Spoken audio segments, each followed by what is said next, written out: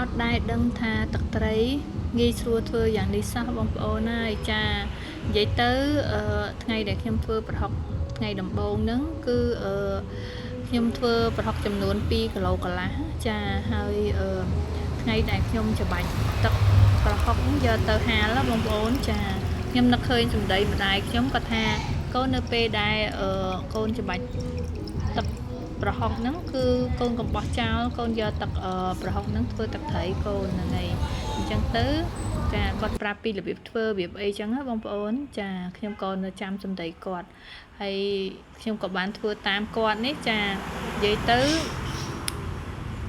ឆ្ងាញ់មែនបងប្អូនហើយចាដោយសារខ្ញុំអត់បានថតជាវីដេអូពីរបៀបធ្វើទេតែគាត់ថា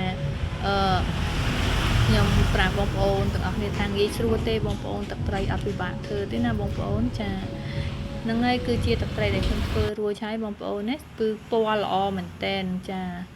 ពណ៌ក្រហមល្មមហើយខ្ញុំធ្វើបាន4ដបនេះសម្រាប់ត្រី2គីឡូកន្លះបងប្អូនចារួចមិនទិញគេដែរហ្នឹងបងប្អូនហ្នឹង